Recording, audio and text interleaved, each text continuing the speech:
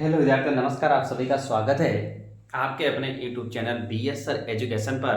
और अपन ने 8वीं परीक्षा की मॉडल पेपर 1 की बात कर ली थी और अपन आज बात करने वाले हैं गणित का मॉडल पेपर नंबर 2, जिसमें से 1 से 8 तक के क्वेश्चन आपके ऑब्जेक्टिव होते हैं और जो प्रत्येक क्वेश्चन 1 नंबर का होता है। तो उसी की अपन बात करने वाले हैं ऑब्जेक्टिव क्वेश्चनों की।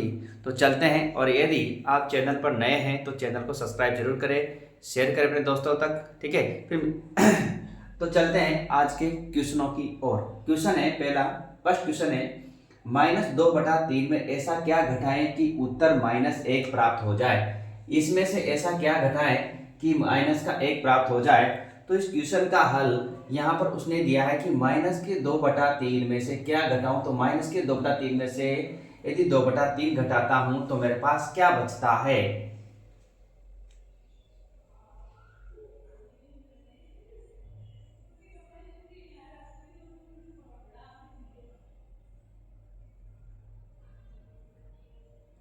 यदि 2/3 घटाता हूं मैं तो मेरे पास बचता है ऊपर माइनस माइनस माइनस के 4/6 3, -4/3, जो कि अपना आंसर नहीं आता है।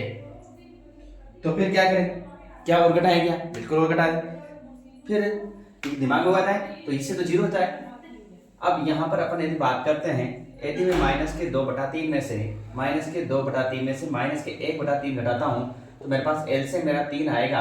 तो नीचे तो कोई रहेगा, तो -2 और -1, तो यहाँ पर हो जाएगा -3/3। और -3/3 को बेटा क्या लिख सकते हैं, 1 लिख सकते हैं। क्या लिख सकते हैं, 1 लिख सकते हैं। चिन्ह माइनस का यहाँ भी क्या आएगा, माइनस। तो यहाँ पर आपका सही आंसर होगा कि यदि यदि यहाँ पर आप 1/3 घटाते हैं तो आपका सही आंसर कितना आएगा, A-1 आएगा। तो देखो -2/3 में से मैंने -1/3 माइनस किया तो एलसीएम दोनों का कितना आया, 3। जब एलसीएम यदि आपका हर समान है तो ऊपर की संख्या को डायरेक्ट कर दो, -2 -1 -3 और -3/3 कितना होगा, -1। तो आपका सही आंसर हो जाएगा कि 1/3 को यहाँ पर घटाना होगा, ठीक है। चलते हैं अगले क्वेश्चन पर, क्वेश्चन नंबर 2। क्वेश्चन नंबर 2 में यहाँ पर कह रहा है समीकरण 6x = 12 का हल होगा।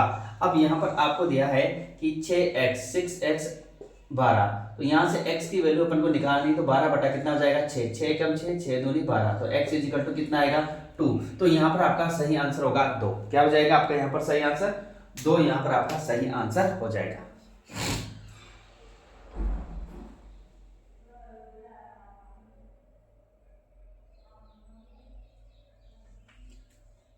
अब देखते हैं अगला क्वेश्चन, क्वेश्चन नंबर 3। इन क्वेश्चनों को आप इसी प्रकार से भी करेंगे।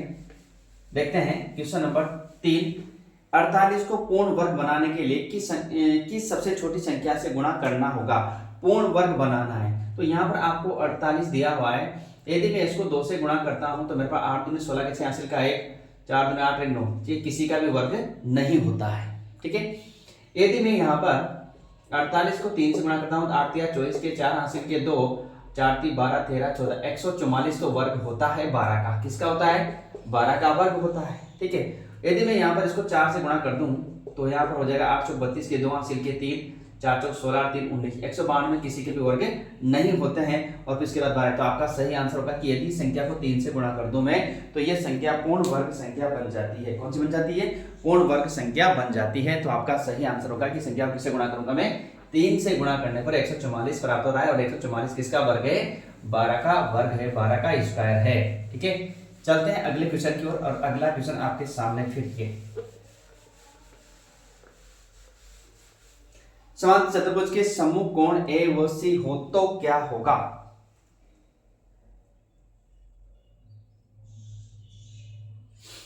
समांतर चतुर्भुज का मतलब है ऐसा,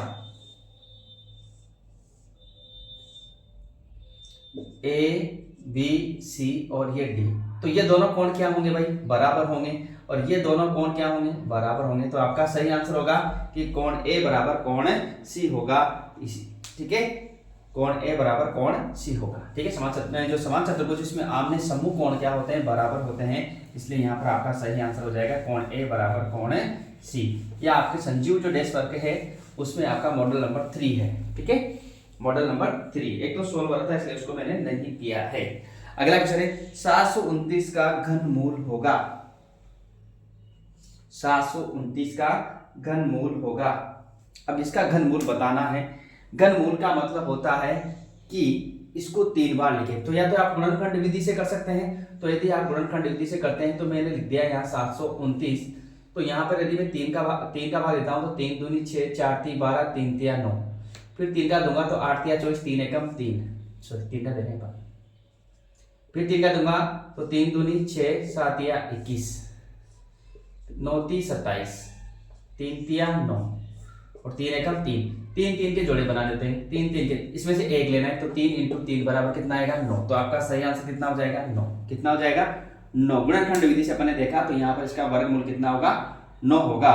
मतलब 729 है, 729 है, इसका जो घनमूल है कितना होता है 9। कितना होता है 9। तो आपका सही आंसर होगा 9। चलते हैं अगले क्वेश्चन की ओर। और अगला क्वेश्चन आपका इसी पैटर्न पर आधारित है। ये आपके ऑब्जेक्टिव क्वेश्चन जो होते हैं इनको आप अच्छे से करना है, क्योंकि इनके आप नंबर आपको एक नंबर आपको मिलने वाले हैं और 8 नंबर होते हैं। ये क्वेश्चन देखो बड़ा क्वेश्चन मिल जाता है 3 की घात m गुणा 3 की घात -3 बराबर 3 की घात 5। ऐसा क्वेश्चन आपके बड़े में भी आ जाता है, 2 नंबर पूछ लेता है। तो आधार समान होने पर घातें जुड़ जाती है बेटा। तो ये दोनों समान है, आधार तो 3 और ये घातों को क्या कर देंगे अपन जोड़ देंगे, बराबर 3 की घात 5। अब तो यहाँ हो जाएगा 3 की घात m-3 बराबर 3 की घात 5। जब यहाँ पर दोनों जगह आधार एक ही हो तो इन घातों की क्या करते हैं तुलना करते हैं। तो m-3 बराबर 5, तो m बराबर 5 और इस -3 को इधर लेके आएंगे तो प्लस के 3 हो जाएगा। तो m इक्वल टू 5 3 8। तो आपका सही आंसर होगा सी 8।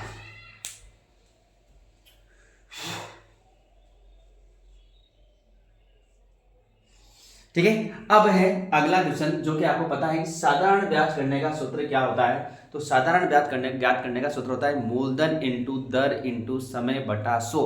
बटे में क्या आता है भाई 100 आता है, मूलधन के साथ 100 नहीं आता है, लेकिन यहाँ दर दे दी थी ये भी नहीं होगा। कौन सा होगा ये, तो आपका सही आंसर होगा मूलधन इंटू दर इंटू समय बटा 100। अगला क्वेश्चन है 8x² plus 2xy plus 3x² plus 2y² plus 2x² व्यंजक में पदों की संख्या कितनी है। तो यहां पर आपको बतानी है कि इसमें पदों की संख्या कितनी है।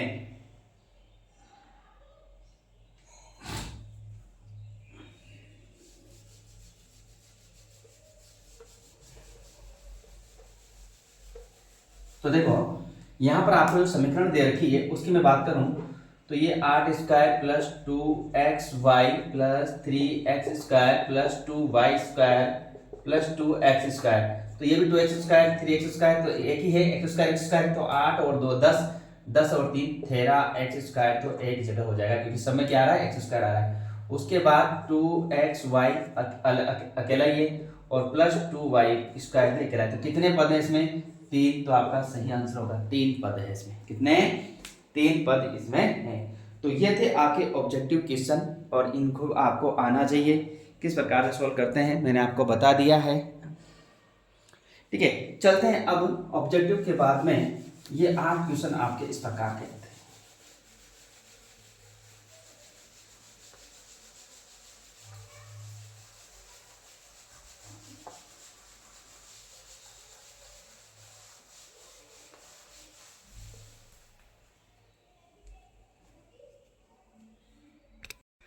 तो अगले क्वेश्चन में मित्रों आपके पास आते हैं 9 से 12, जो कि प्रत्येक क्वेश्चन आपके 2-2 नंबर का होता है। ये जो क्वेश्चन आते हैं 9 से और जो 12 मतलब 1 2 3 और 4 क्वेश्चन आपके जो आएंगे ये 2-2 नंबर के आएंगे।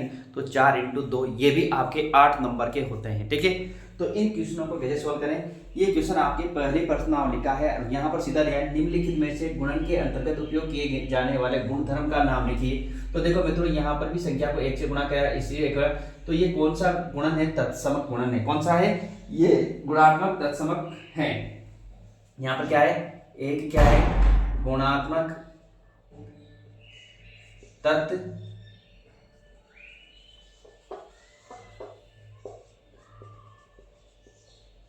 कौन सा है यहाँ पर एक क्या है गुणात्मक तत्समक है। तो यहाँ पर कौन सा गुणधर्म है गुणात्मक तत्समक गुणधर्म यहाँ पर आपका है। ठीक है, उसके बाद ये आपकी पहली प्रश्नावली का सवाल है। उसके बाद है क्वेश्चन नंबर 10 कि समीकरण x बराबर ये इतना दे रखा है 4/5। तो यहाँ पर आप क्या करेंगे जो मैं समीकरण लिख रहा हूँ कि x बराबर 4/5 कोष्टक में x प्लस कितना लिख दिया आपने 10।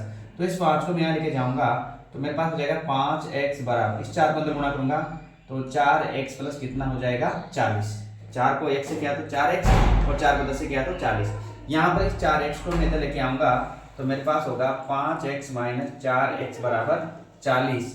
इसमें माइनस करूंगा तो मेरे पास x बराबर कितना आएगा 40। तो मेरा सही आंसर होगा 40। यहाँ पर मेरा सही आंसर होगा। कि क्या किया मैंने, इस समीकरण को मैंने यहाँ लिखा, उस 5 को कहाँ लेके गया मैं इधर, तो 5x हो गए। इस 4 को मैंने पहले x से किया तो 4x और 4 को 10 से किया तो 40। इस 4x को मैं इधर पक्षांतर के माध्यम से इधर लेके आया तो 5x माइनस 4x बराबर कितना हो जाएगा 40। और 5x में 4x जाएगा कितना बचेगा मेरे पास x बचेगा, x बराबर कितना हो जाएगा 40। उसी प्रकार यहाँ पर देखो इन संख्याओं के घन का इकाई घन, जब भी आपको घन का इकाई घन निकालना हो तो मैंने आपको पहले भी इसका क्वेश्चन बताया था कि जो पीछे का अंक है इसको 3 बार लिख के गुणा कर दो तो मेरे पास 5 को 5 करूंगा तो 25 और 25 को 5 से करूंगा तो 25 चौक 125 पंजे 125। तो इसका इकाई का अंक कितना आएगा 5 आएगा। और ये वैसे भी आपको पता है कि किसी संख्या का इकाई का अंक 5 है तो उसका घन अंक, घन का या किसी भी चीज का आप देखेंगे घन संख्या का तो उसका क्या आएगा, इकाई का अंक 5 ही आएगा। ठीक है, तो आपका सही आंसर कितना हो जाएगा यहाँ पर इसका 5। बट अगला क्वेश्चन एक और है कि यहाँ पर इसका क्या आएगा, तो इसका भी 4 गुणा 4 गुणा 4, 4 चौक 16, 16 चौक 64। तो इसका भी इकाई का अंक कितना आएगा 4 आएगा। तो संख्या का इकाई का अंक कितना आएगा 4 आएगा, उसका कितना आएगा 5 आएगा।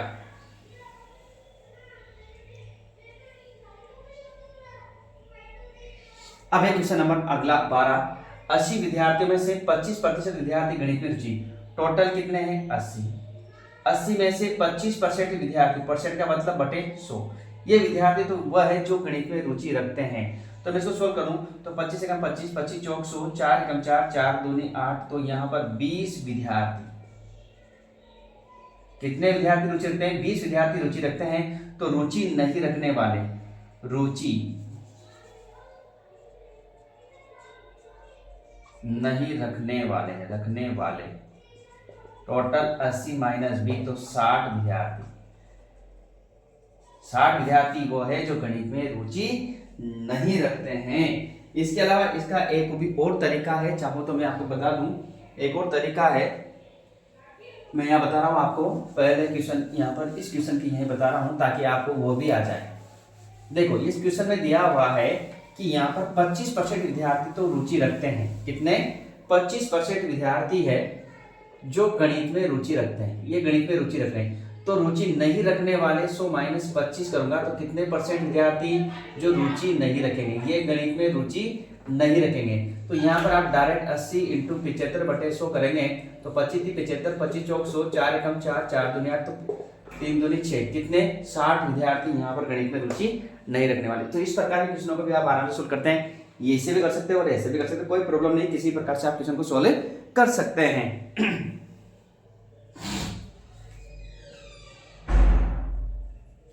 उसके बाद आते हैं अपन सत्य और असत्य की ओर, चलते हैं अगले क्वेश्चन अपने यहाँ पर। वो आपके पास 4 नंबर का क्वेश्चन वो भी यहाँ से देखने को मिलता है।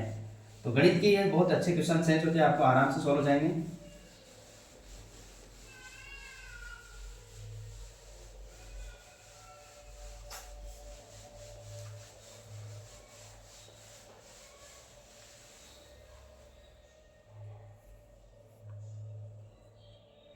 तो अगले क्वेश्चन है निम्नलिखित में से आपको सत्य और असत्य का चयन करना है। तो पहला क्वेश्चन आपको दिया हुआ है कि 2 की घात 5 भाग 2 की घात 2 का अर्थ है कि 2 की घात -5 होगा।